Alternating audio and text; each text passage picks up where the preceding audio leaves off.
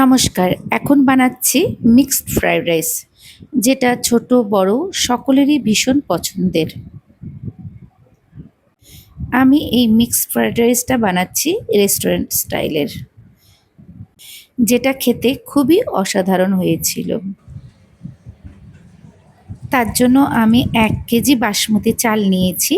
চালটাকে খুব হালকা হাতে ধুয়ে কয়েকবার জল পাল্টে আধ ঘন্টা 1 গামলা জলের মধ্যে ভিজিয়ে রেখে দিয়েছি। এদিকে 500 গ্রাম বোনলেস চিকেন নিয়েছি। চিকেনের মধ্যে পরিমাণ মতো নুন আর 1 চামচ ভিনিগার দিয়ে ভালো করে মেখে 15 মিনিটের জন্য ঢাকনা দিয়ে রেখে দিলাম।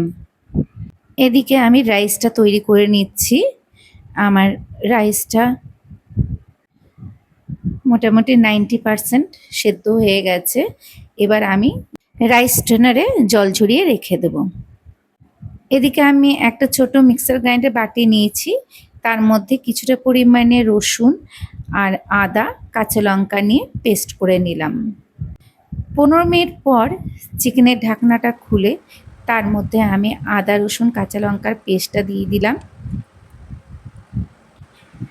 আর দিলাম 1 চামচ গোলমরিচ গুঁড়ো, অল্প একটু কাশ্মীরি লঙ্কার গুঁড়ো, একটা ডিম ভেঙে নিয়ে নিলাম,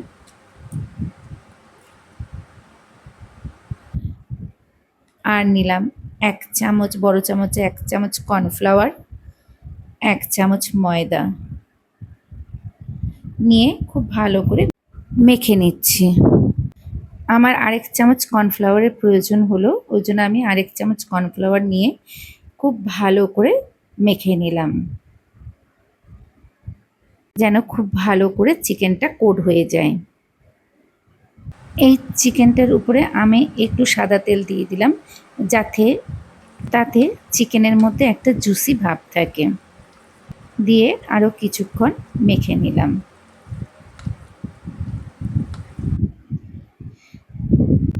আমি 500 চিংড়ি মাছ নিয়েছি। চিংড়ি মাছটা ভালো করে ধুয়ে পরিমাণ মতো নুন, অল্প একটু কাশ্মীরি লঙ্কার গুঁড়ো, অল্প একটু গোলমরিচ গুঁড়ো আর একটু ভিনেগার দিয়ে ভালো করে মেখে নিলাম। একটা বাটি নিয়েছি, তার মধ্যে আমি 5খানা ডিম পরপর ফাটিয়ে নিলাম। ডিমের মধ্যে পরিমাণ মতো নুন আর গোলমরিচ গুঁড়ো দিয়ে খুব ভালো করে ডিমগুলো ফেটিয়ে নিলাম। মিক্সড ফ্রাইড রাইস করতে যে সবজিগুলো নিয়েছি, গাজর, ক্যাপসিকাম, বাঁধাকপি, বিনস, পেঁয়াজ, অল্প একটু কুচনো রসুন আর আদা গ্রেট করে নিলাম। আমি একটা সসের মিশ্রণ রেডি করছি। যেমন 2 চামচ নিলাম রেড চিলি সস, 2 চামচ সয়া সস, 2 চামচ গ্রিন চিলি সস আর নিচ্ছি 2 চামচ টমেটো সস। সবকটা সস একসঙ্গে একটা বাটির মধ্যে মিশিয়ে রেখে দিলাম।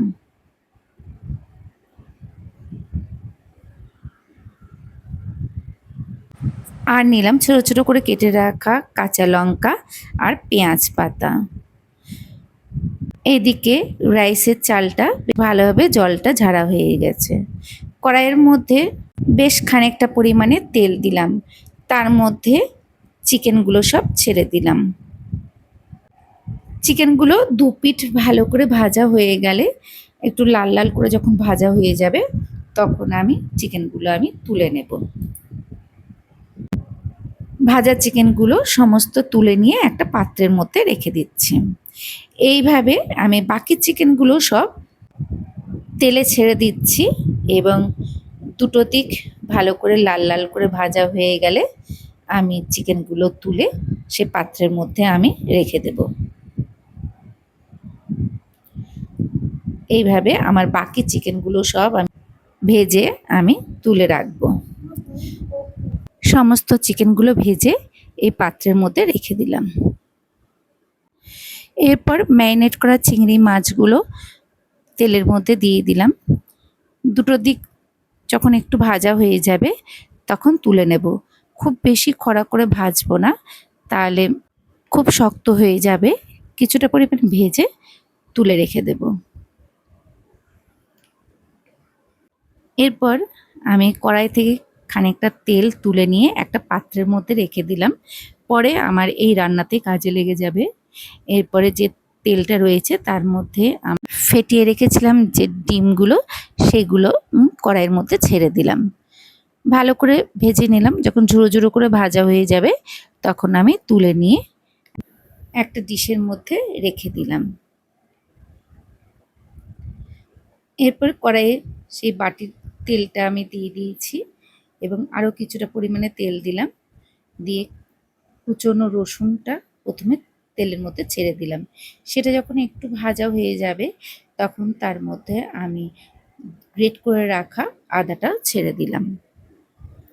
আদা রসুন একসঙ্গে ভালো করে কিছুক্ষণ ভেজে নিলাম। এরপরে কেটে রাখা গাজরটা দিয়ে দিলাম, বিনস দিলাম, দিয়ে কিছুক্ষণ ভেজে নিলাম। মিডিয়াম টু লো ফ্লেমে কয়েক মিনিট ভেজে নেওয়ার পর কেটে রাখা ক্যাপসিকামগুলো ছেড়ে দিলাম আর দিলাম সরু সরু করে কেটে রাখা পেঁয়াজগুলো। সমস্ত কিছু আবারও ভালো করে ভেজে নিলাম। এরপরে দিলাম সরু সরু করে কেটে রাখা বাঁধাকপি। সমস্ত সবজিগুলো আবারও কিছুক্ষণ ভেজে নেব।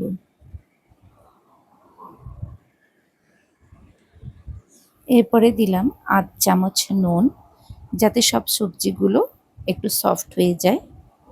দিয়ে কিছুক্ষণ ভেজে নেব। তারপরে দিয়ে দিলাম ভেজে রাখা চিকেন, ভেজে রাখা চিংড়ি মাছ আর ভেজে রাখা ডিম। সমস্ত কিছু আবারও নাড়াচাড়া করে নেব। এই সময় গ্যাসের আঁচটা জোরে থাকবে। তারপরে দিয়ে দিলাম সসের মিশ্রণটা, দিয়ে আবারও একটু নাড়াচাড়া করে নেব।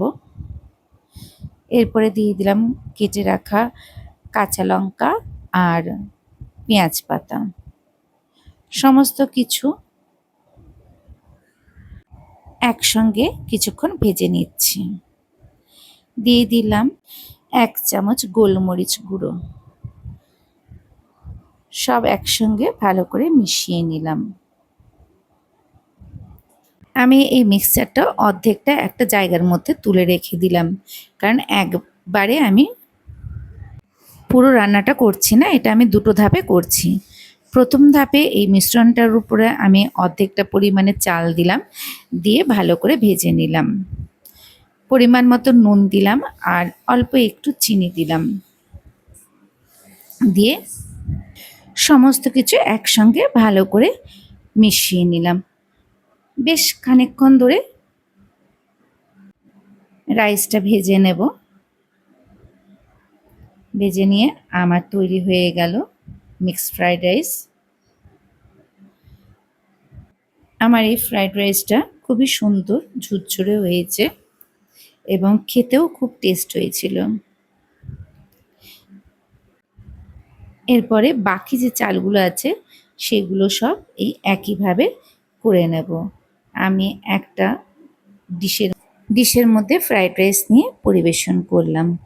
আমার এই রান্নাটি ভালো লেগে থাকলে তাহলে প্লিজ একটা লাইক, শেয়ার, কমেন্ট এবং সাবস্ক্রাইব করে দেবেন আর ভালো থাকবেন।